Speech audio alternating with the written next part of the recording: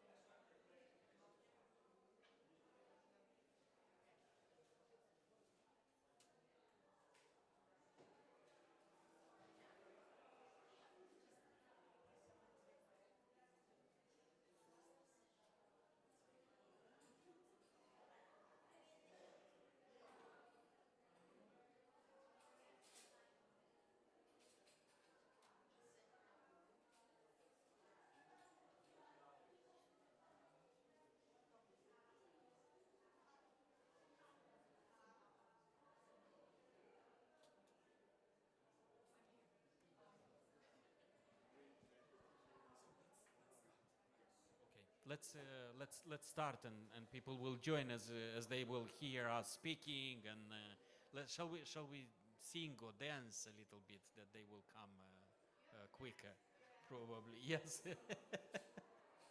Thank you, Mara. Good morning again.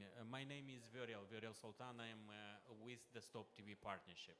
I am the head of the country and community support for impact team at the Stop TV partnership, dealing with technical support to countries on many various domains and fields, and among those linked to the community rights and gender, which we call CRG. So we are going to discuss a little bit about CRG this session, which is community rights and gender again. Also, in our portfolio, we have a mechanism which is called Challenge Facility for Civil Society. It's a more than a grant-giving mechanism. It is a vehicle to support countries not only through grants, but we support countries through a complex kind of like approach. We give a grant, then we support through a technical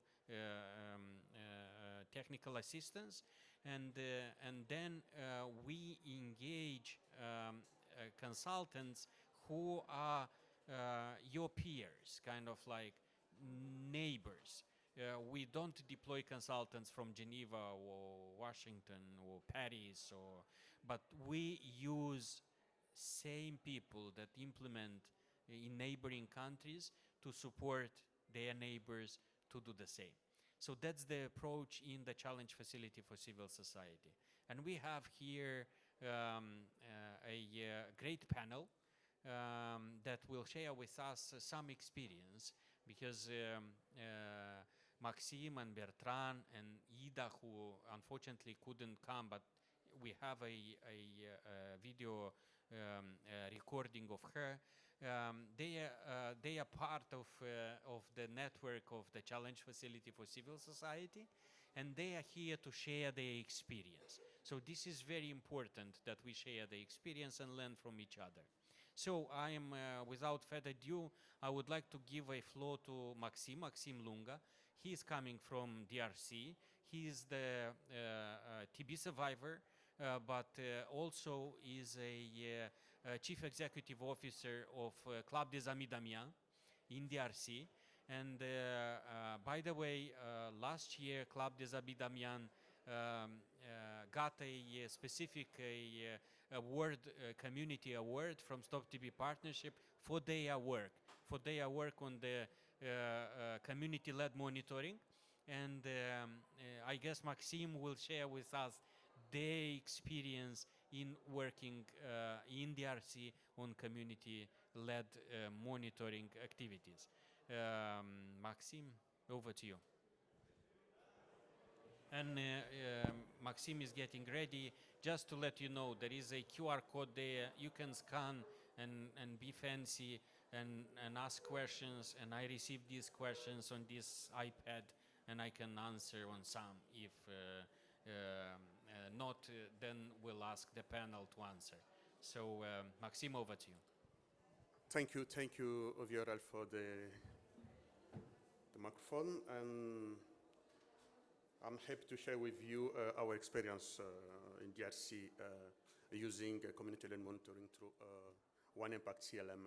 As you know that globally, tuberculosis is the second leading infectious killer, and in DRC, the fight against tuberculosis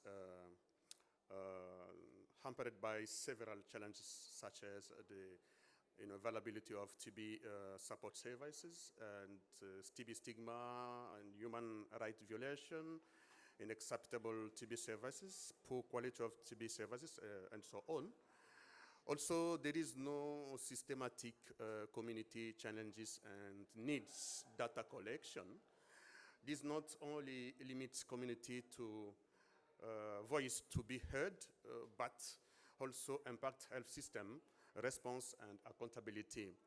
And Club des Amis d'Amiens benefited the support from Stop TB Partnership through Challenge Facility for Civil Society Round 9 to introduce the CLM approach, One Impact CLM approach. This is based on the recommendation for the CRG assessment that DRC did in 2018. And then CRD introduced this digital solution to collect the systematic data community in DRC. And Club des Amis d'Amiens is a former TB patient organization created in 1999 because of the poor performance of a TB health centers. And it was involved in fight against TB, also engaged also in the fight against TB, also involved to support TB patients and to contribute to the improvement of the health TB center performance by working closely with the healthcare workers. And then we have a good community system. This system helps us to work very well with our new innovation, One Impact.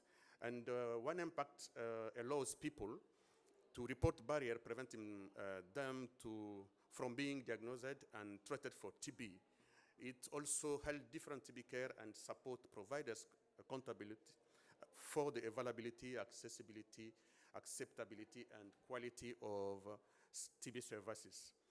And then Club des Amis d'Amiens has a rotating network of community health workers who provide treatment, adherence, support to patients, link symptomatic patients to health facilities, identify patient lost of follow-up, share information about TB with the patient, also and their family.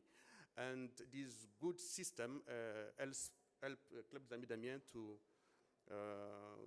put in place, to lead the pilot implementation One Impact in DRC in 2019. In 2019 Health Center in Kinshasa's festival, and then we did this scale up to another provinces. We start the implementation in June 2019 in Kinshasa in 29 Health Center with 325 people with TB.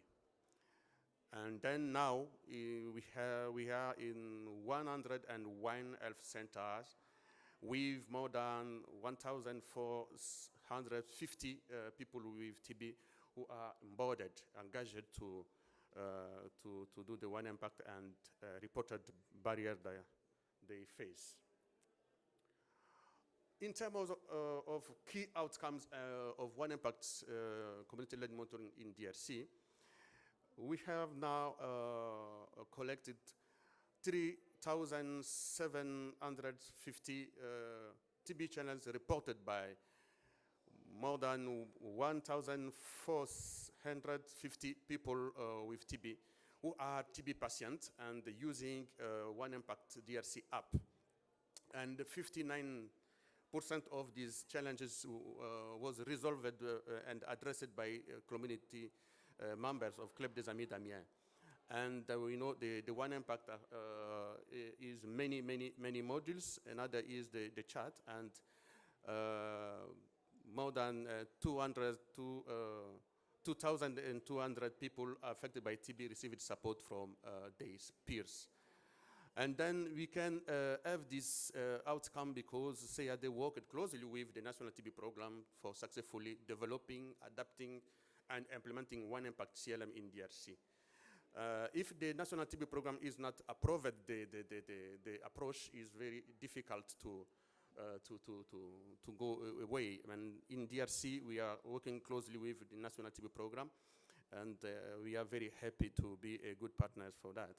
And also, Club des Amis d'Amiens used the One Impact data to develop a protocol with National TB Program to manage drug side effect because it is a big barrier reported by TB patients. And also, Club des Amis d'Amiens leveraged One Impact data to successfully advocate for the inclusion of the TB stigma assessment in the National Strategic Plan and also in the global funding requests that developed by the country.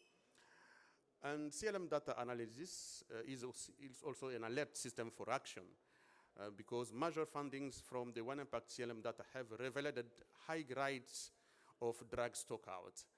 And over 3,000 challenges raised and almost 60% of them resolved, identified major barriers in TB care access where drug side effect, lack of social protection, shame, and the stigma at the family level.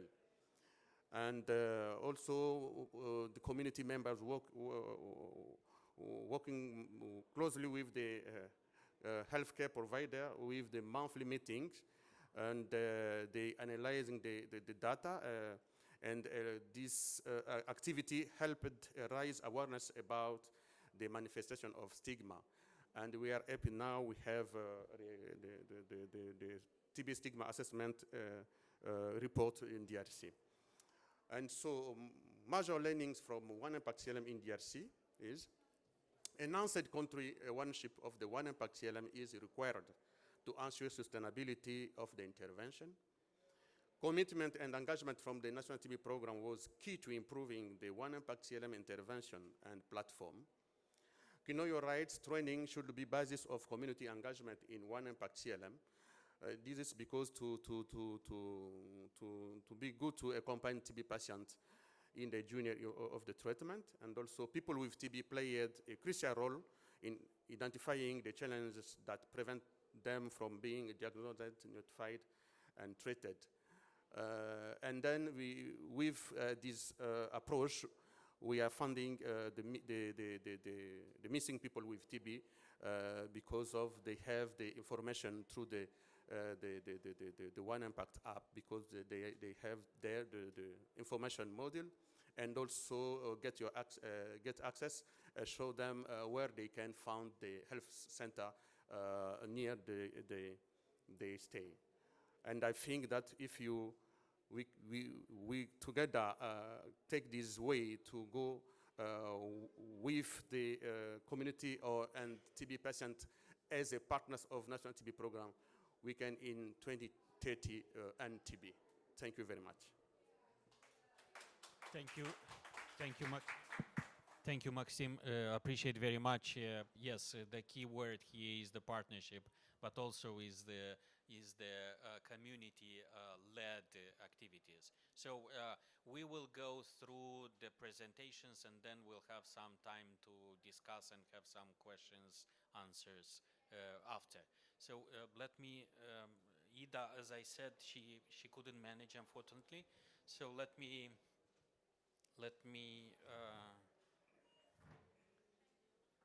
activate her. She recorded, and let's see. Hello, everybody.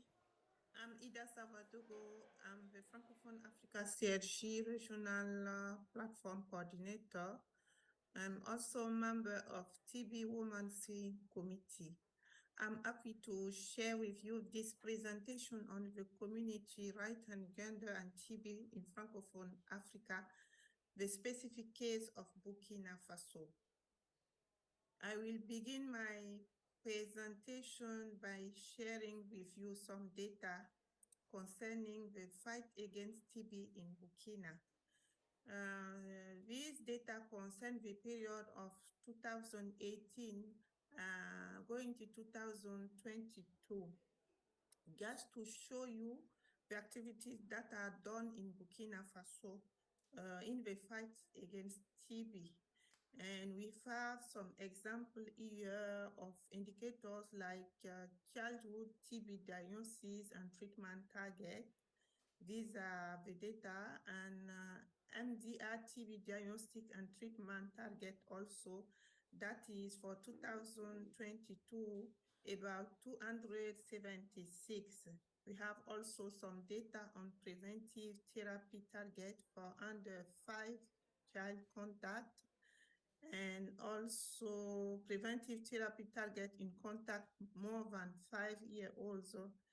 And we have a preventive therapy target in people living with HIV. And we have for 2022 around 4,300 people. And for resource needed for TB prevention and care for Burkina Faso, we have a need of about more than 23 million. For TB diagnostic and treatment target, we have around 7,500 in 2020. And for TB preventive therapy targets also, we have around 17,870 of target. This is just some general data that I showed to you in order to see what is the burden of the TB in Burkina Faso. So this is a general data, and before going to the activities that are done concerning CRG, concerning the community right and gender for fight against TB in Burkina, I will like to present to you some slides concerning TB woman. What is TB woman? TB woman is based, has been created after the evidence from TB CRG assessment work that shows that there is a lack of understanding about the relevance of gender for TB. And this is extending beyond prevalence to understand the barriers experienced on the basis of gender. We also have too few supportive and enabling laws and policies to protect human rights and ensure gender transformative approaches. We also see that TB-related stigma was also found to be high, and further meaningful engagement of vulnerable and marginalized TB key population, including women in TB policy and programming, was recommended. Following that, how do we fill the void? This make a group, a woman who are member of TB people started to have some conversation in 2019. And following this conversation, an interim steering committee was put in place with representation from all regions. I'm the one that represents the Francophone Africa region. And together we agreed on TB Women's vision, mission, and activities. And following to that, during the Women's Day in 2021, we launched the network and strategic plan on international we launched the network and strategic plan of TB women. Our vision and mission are mainly to ensure a just and inclusive society where women in all our diversity are empowered to realize a world free from TB. And also for mission, we want to build a coordinated movement for a gender transformative TB response through women's mobilization, empowerment, policy advocacy, innovation, evidence building, and knowledge sharing. So to come back to the activities that are done for the fight against TB in mainly in Francophone Africa and also in Burkina Faso. As a coordinator of the Francophone Africa CRC platform, we share information on technical assistance for CSOs in the Francophone region so that they can have assistance in the domain they will have to get it and be able to be in a position to fight against TB. We also do translation of documents from English to French, TB documents including. We do exchanges with technical assistance provider to harmonize intervention. And also we do evaluation of the civil society technical assistance needs.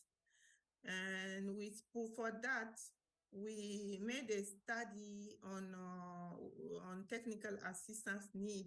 We hold a forum on technical assistance with CSOs and including draft TB that participated in this forum in 2019. And they made some recommendation on how to better deliver technical assistance on TB in Francophone region. We also do assessing the quality of technical assistance and also the quality of civil society involvement. What are the specific activities that are done to fight TB? To fight TB, the Francophone Africa CRC platform is in partnership with Draft TB, the the dynamic for Francophone Africa regional against TB. And in this agreement, we used to do some activities together, like webinars, like inviting them during our meetings to hear about what concern TB activities, and also to share our thoughts we do together. We also participate in TB control activities, like I said, actually webinars and workshops. We also do facilitating access to grant documents, and we support CSOs also for their communication within the global fund and within the countries. For the specific case of Burkina Faso, we support the TB networks, the TB association, to organize themselves in order to benefit for a technical assistance. And we support also the treatment, community treatment centers to have a technical assistance in order to find their priorities for the GC7 and also to do advocacy for a better service delivery in our country, Burkina Faso. This is what I would like to present to you concerning the CRG and TB in Francophone Africa generally and in Burkina Faso specifically. Thank you for your attention. Thank you, thank you, Ida. And, we appreciate very much Ida's effort to record the presentation, and we heard about the amazing experience, and especially the fact that Ida is part of the steering committee of the TB Women, and an exceptional movement around tuberculosis, and we are going to discuss a little bit as well. You heard that they are also engaged very much with Draft TB. Draft TB is a regional network in Francophone Africa, and we are happy to have with us the coordinator of the network, Bertrand Campoe.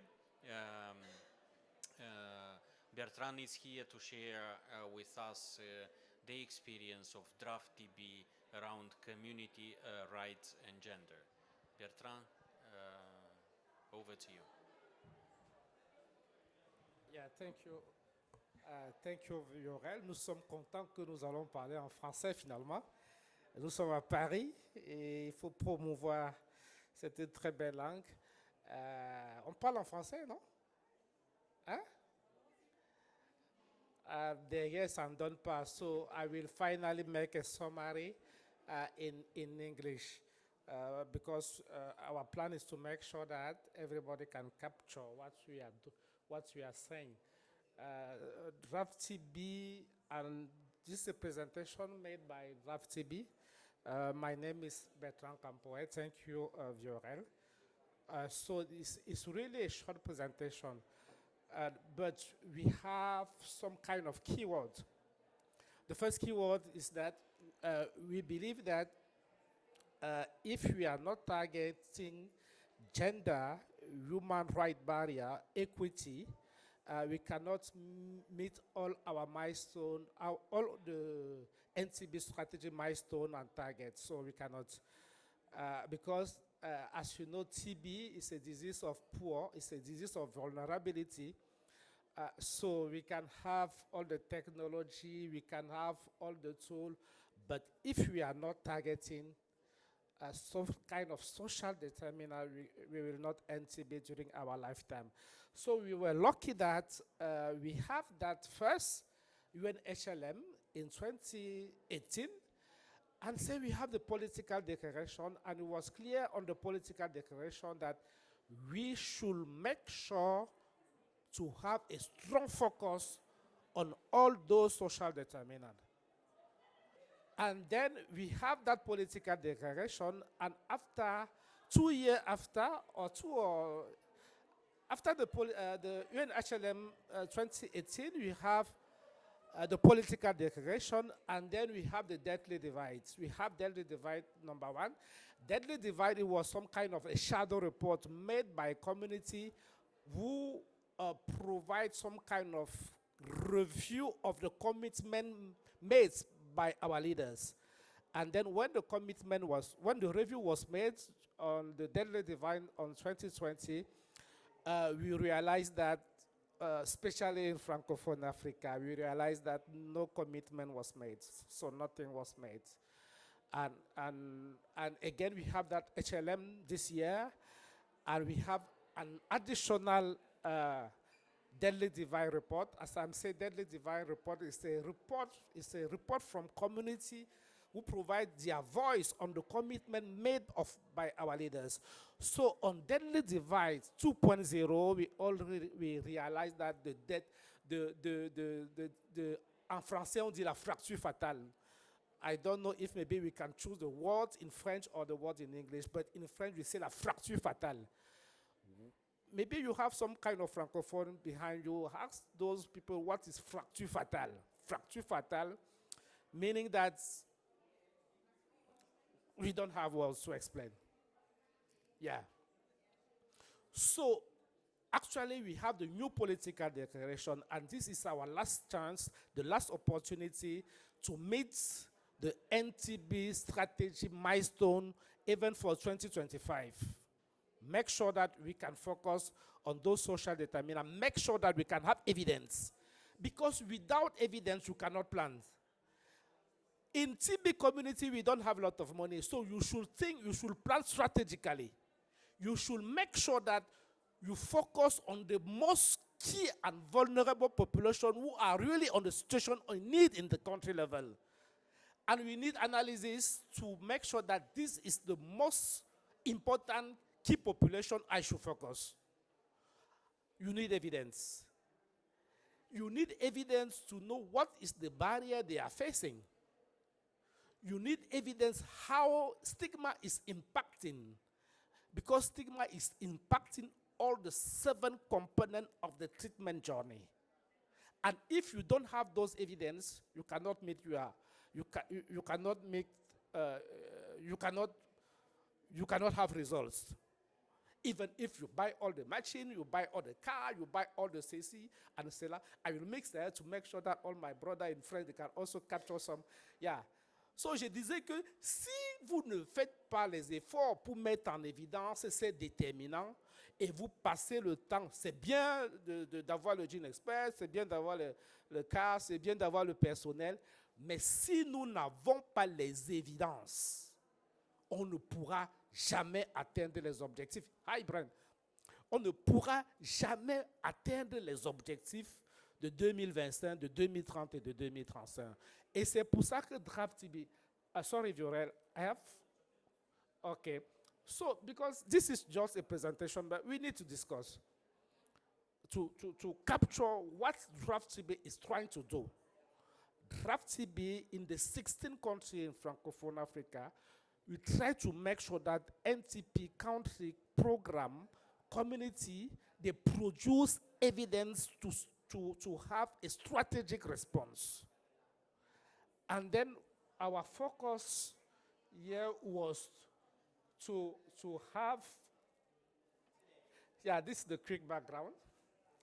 Draft TB, our regional approach, that was what was explained, that make sure that we can have a gender and human right-based response in Francophone Africa. Sometimes we are not lucky because in the tool produced by partners, we don't have tool sometimes in French. And we need those tools in French to make sure that our community can follow, can implement. And sometimes we don't have big opportunity in the region. And actually, we have Stop TB Partnership, who is there. We have Expertise Fund Initiative, who is there. And we need to propose something to those partners. And then our approach as Francophone Africa should be clear. We need to focus on those social determinants, produce evidence, empower our community, make sure that TB survivor, TB affected community can be part of the game, meaningful engagement of those community, make sure that they can be equal partner with national TB program, working together for the NTB strategy goal. So this is our approach. This I not focus on that. We have those data. As I'm saying that today TB is not an issue of data because there are human beings behind. So we should not keep again those data. We know that we are far from our objective. We are far from our target. We are far from our milestone, and we should do something. And the fracture is really fatal. The death is divided. On this side, the death is divided. On this side. La fracture est fatale. So, quand la fracture est fatale, on doit laisser les affaires des chiffres, des données et tout ça là. Et en plus, c'est des êtres humains qui sont derrière ces données-là. Ce n'est pas. That's why we are saying that a human being is not a case. So we should change. So, no comment on the data. Yeah, this is our approach as in Francophone Africa, CSE assessment and action plan, strengthening TB survival network, one impact, UNHLA monitoring. Yeah, this is our picture. Uh, in terms of CRG assessment and action plan, we have some of our country, we implement the CRG assessment who have to strengthen their action plan. We also have some of our country who are already implemented a CRG action plan. We also have some of the country who have in place TB survivor network, and we are very grateful from Stop TB partnership because there are still some new country we are negotiating to have CAG assessment this month. So thank you so much for that. This is our perspective as part of the Challenge Facility Round 12. Challenge Facility Round 12 is really that opportunity we provide small, not expert organization in the region to access fund. They can implement what is part of their strategic needs. And then in Francophone Africa for Challenge Facility, we succeed to mobilize around 2 million US dollars for 7 countries in the region, thanks to Challenge Facility. So we can put our hand together for Challenge Facility because that is really opportunity. 2 million, and sometimes we have small community-based organization who cannot write something in English, so they just put their idea, and then Stop TB believe that, okay, this idea, I understand, and then we have 2 million. Thank you so much. And we hope that for Challenge Facility round 13, we will have 4 million. Hein, Maxime? Yes. OK. Et on remercie aussi la France qui a beaucoup contribué, non? Expertise France. So for the Challenge Facility round those, we have exceptionnel, c'est quoi? Exceptionnel. We have exceptional contribution of France who produce additional fund because Challenge Facility is a common basket where partners can come and put together, and then we also have the Global Fund who contribute to Challenge Facility. So this is DraftTB. You can have our information on www.drafttb.org. Yes, and this is Challenge Facility. And DraftTB, we have all our activities actually thanks to Stop TB and Challenge Facility. So thank you so much. Can I? Okay, thank you. It was great. Thank you very much, Bertrand. And yes, I guess we managed quite well to cover the community rights and gender experience, right? Yeah, we heard in the beginning, at the opening session, that we still miss about 4 million people a year with tuberculosis. And we miss them because there are barriers of services. To overcome those barriers, I mean, there are many barriers, but there are a lot of barriers linked to human rights and gender and engagement of people, which we say strengthening meaningful engagement of the communities there. So CRG barriers are very important. We heard about the CRG assessment to know the barriers, the CRG action plans and costed action plans.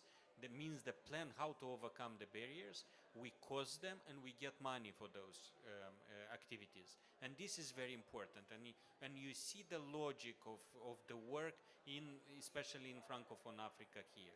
So that's the approach that we would like to scale up all around, not only Africa, but in the world as well. And also, I'm happy you mentioned, and I'm happy to say it. Yes, indeed, this time we got support from l'initiative through Expertise France to extend the coverage of the Challenge Facility and work in many countries. And we are super happy to work with you further. So we have just few minutes for questions. I see there are 2 questions already through the Slido. I note your hand. We can go with live as well, so no problem. Both are for Ida. Ida is not here. I don't know how to how we get answer from IDA. But let me reflect a bit around the question is like what is the follow-up measures to ensure that the findings and recommendations of the gender assessment get relevant stakeholder and especially lawmakers' attention. I guess this is for Burkina specifically. I don't know the details, but looking at other experiences in other countries, using the assessments in developing the plans and rolling out those plans is the right way to do. And we have a lot of experience that countries included these plans into global fund proposals already. And this was like quite an exceptional way to do that. Plus, they included this in the national strategic plans. So I would say that would be the right approach, but we need IDA to. And the second one is the opportunity for collaboration with female parliamentarians to advance advocacy efforts and maximize impacts, especially in the area of law.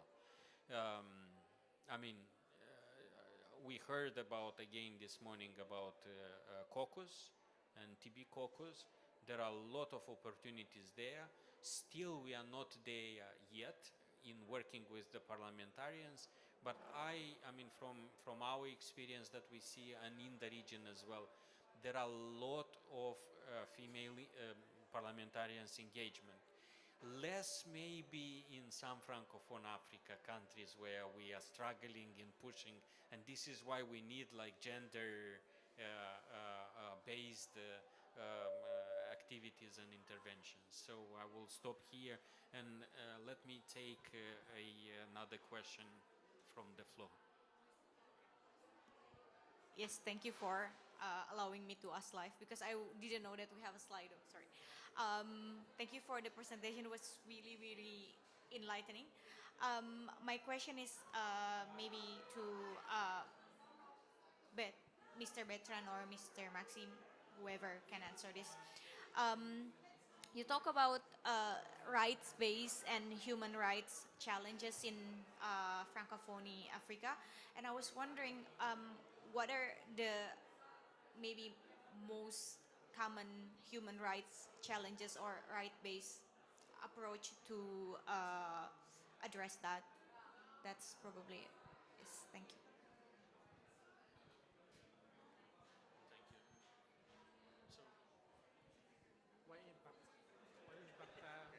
you. Thank you very much. You know, as said Bertrand, first of all, you need to have the evidence for that, and you know, and then you must conduct the CRG assessment. And the recommendation of the key findings of this CRG assessment can conduct you to define the recommendation, the good recommendation. We can transform this to the action. And then you can see in the context of your country if it's needed to use the one impact, because they know systematic or data collection, community data collection, and the TB patients are difficult.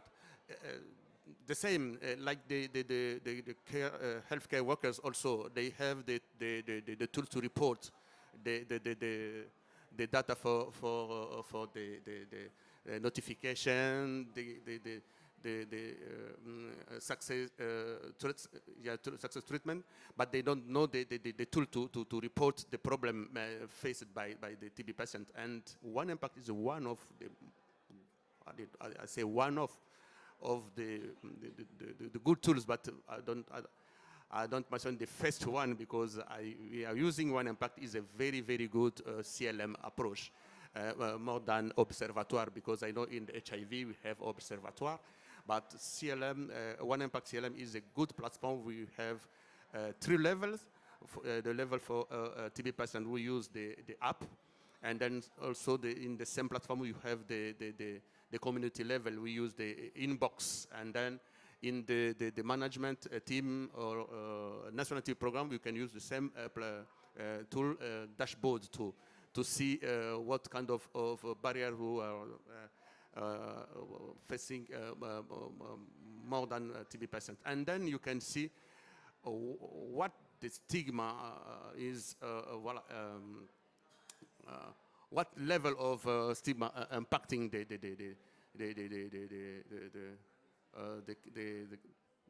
TB management.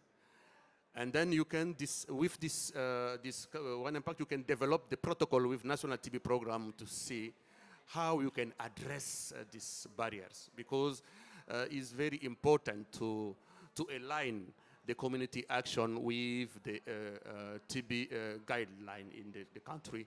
And also you can, as say Bertrand, there are no money with community activity, and you can with this evidence, and so with your planification, because the one impact can also inform the strategic planification of the national TB program. I think if you use one impact, you can quickly, in the real time, go through the barriers and address them. You can add. Yeah, thank you for the question. Just a quick, just 1 minute. In terms of the most common human rights barrier in the region, because we conduct around 7 studies and we make a summary of, and we have 3 common barriers. The first one is stigma. We realize in most of the settings that stigma is still there. And before, we don't have evidence. It was some kind of anecdotic, and then we have evidence that stigma have an impact on the treatment journey. And the second point is the drug stock house. Drug stock house. Yeah, this is the 2. And the third one is catastrophic cost.